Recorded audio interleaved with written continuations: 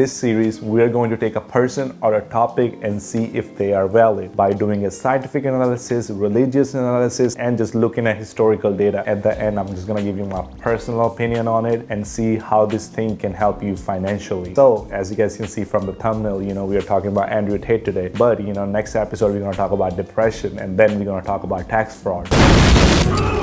Whatever it is, any topics I'm interested in or my audience is interested in, we're just gonna talk about that. And disclaimer for everybody, this is not to bash people or bash a certain topic. This is just to see for things how they are, and then you can make your own decision on it. First, religious analysis. If you will tolerate everything, then you stand for nothing. Psalm 27:14, wait on the Lord and be of good courage. And if you look in Hinduism, Islam, and any other religion, they pretty much all say the same thing. Men must be brave, strong, and courageous. And if you look at his life, he was doing kickboxing. A lot of people might joke around and be like, oh, it's just a sport, this and that, but you gotta understand that when you get in a cage with another person, most of these fighters are like psychos. That's their whole life. They all realize that they can go paralyzed tomorrow, they can end up passing away, their leg, arm could be broken. So it takes a tremendous courage to go into a cage. It's just always a moment of relief because you can no longer exist after that fight. Good shot there from Tatte!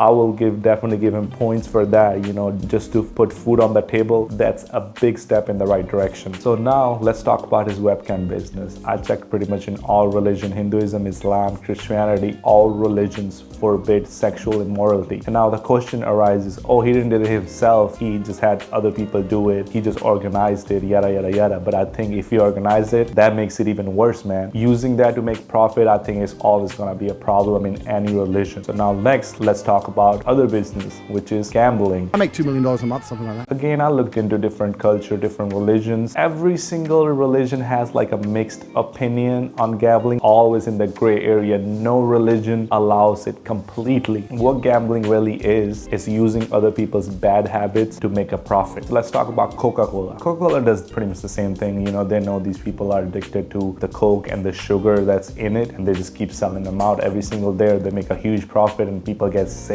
people die of bad diseases, and they don't care. They just want to make their profit. So how can you really differentiate? But I'm just saying, doing any kind of business where you bring the worst out of people is definitely not going to be religiously acceptable. Next point in the book. So we all know he recently converted to Islam. Personally, and even religiously, it's up to people if they want to change their religion and go to the next religion. It's no religion actually forbids you from picking a religion. Every religion actually encourages you to, hey, you should be a Christian, you should be a Muslim. Everybody wants to bring people in. So that's completely up to people, and we all know nowadays nobody follows religion to the T. If you just start changing religions and then you're not gonna follow the new religion, I think what's the point, But I don't see anything wrong with converting into a certain religion. But from the outside perspective, it looks like a brother is just confused, And if we gather all the points, I would definitely say that he is definitely not religiously valid. Second, scientific analysis. So what is scientific analysis? Pretty much looking at things, does they make logically any sense or not? For example, if a car is going at 20 miles speed and you get in front of the car, you might get hit, you might get your leg hurt, leg broken, but there might be a chance you might not even get any scratches. You might just escape that scenario. Or there might be a case you might get minor scratches on your leg and you walk away completely fine. But if we look at that thing from a logical standpoint, the best thing to do for you to not get in front of a car that's going at 20 miles speed, even if 20 miles is not that much speed, the best thing is to just avoid that scenario because bad things can happen there. And that's pretty much what we're gonna do in this part of the video. We're just gonna look at things from a scientific analysis perspective. Me personally, I don't do cherry picking. I want you to keep this in mind. If your life was a big video and I have to take out 15-second clips from it, we can definitely take 15-second clips from your life and make you look really dumb. And we can even do the opposite. Take 15-second clips from your life and make you look really smart. But if we include the whole context, I think 80% of the time what he's talking about actually makes sense. Let's look at some clips. I see people climb Mount Everest or jump off buildings or do base jumping, or the guy who jumped from space. People think, what's he doing? He's crazy. I understand, because some people can't live normal lives. Some people cannot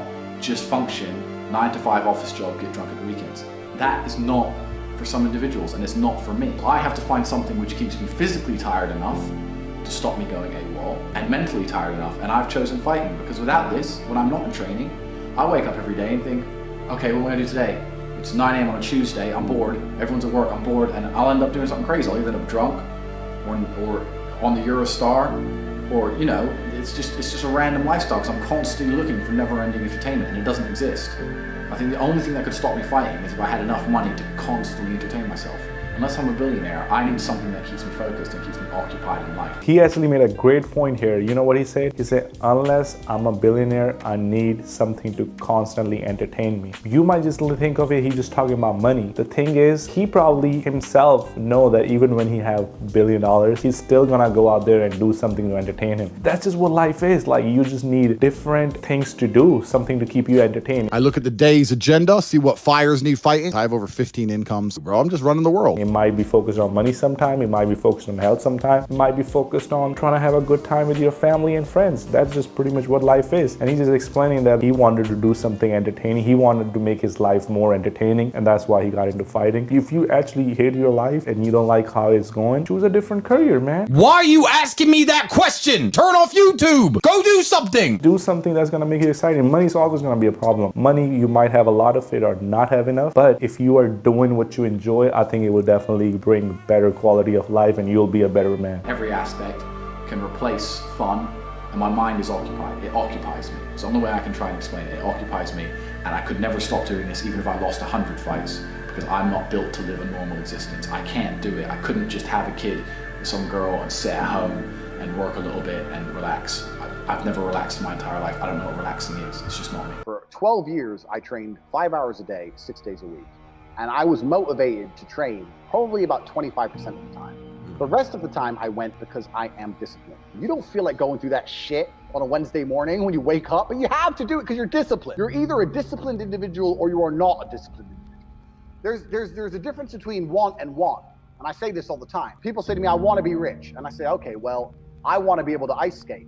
But I don't want to be able to ice skate enough to go learn how to ice skate because I can't be bothered. I mean, surely if I could click my fingers and be a figure skater, I'd click my fingers. Who wouldn't? But I don't want to actually go train because I don't want it enough. And this is the exact point with money. Everyone wants money put on their lap. If you truly wanted money, you wouldn't be able to sleep until you fucking had it. And this is the point. Because when I had nothing, I couldn't be distracted. You couldn't distract me from what I wanted. That's who I am. If I want something, I'm going to get it. I do not need to be motivated. I'm a disciplined person. If I allocate X amount of time to work, I'm going to do it. But that is the bottom line answer. It's discipline. See what he said? He said, I dedicate X amount of time on work. And that's exactly what I do. I actually on my schedule have 4 hours. Again, sometimes I work less, sometimes I work more. But every single day when I wake up, my goal is usually to work 4 hours minimum. I want to spend 4 hours of my time to make more money. And that's what I've been doing from the last 3.5 years. You know, there was times I made a lot of money. There was times I was not making any money. But regardless, what I try to do is work at least 4 hours. And sometimes I end up working 15 hours. But sometimes I only work 2.5 hours. I was like, man, I don't like doing it. And then I'll try to like push myself, try to like get to the 4 hours, and then it's all done. So this is what I tell people. If you want to make more money, man, again, running Facebook ads is fine. Learning how to do dropshipping is fine. But if you can dedicate a few hours out of your day, every single day, and that's like your habit to make more money, you take out 2 hours of time, and this is your 2 hours where you just think about how I'm gonna make more money, and you actually do something. I bet you in 5 years, you'll definitely be making 6 figures a year. I can write that. 5 years is a lot of time. Again, a lot of online guys be saying, oh, you can do it in 3 months. I think 3 months is just not enough time, especially if you're a beginner. But if you do something for 5 years, you'll make some money. You'll see some results. So this video is great. Let's just look at a different clip now. I have watched a lot of his content. I'm just trying to watch like random content which I've never seen, and I'm trying to focus on the serious side, not when he's trolling and just trying to get the best of people or trying to get under people's skin, because that's what he does a lot. You know, he tried to get under people's skin. Someone said to me yesterday, he does like 3 million euro. And I was offended. It's supposed to be 5.2 million euro. Because that's how he makes his money. That's how he gets more attention. But I'm just trying to look at scientific perspective. Logically, does he make sense when he's in a serious mood? There's one thing I know you're good at is marketing, and already you've marketed this car very well. Well, life is sales, right? Yeah. And it doesn't matter what you do. It doesn't matter if you're trying to pick up a girl. It doesn't matter if you're trying to convince Bugatti to give you a car. It doesn't matter what it is.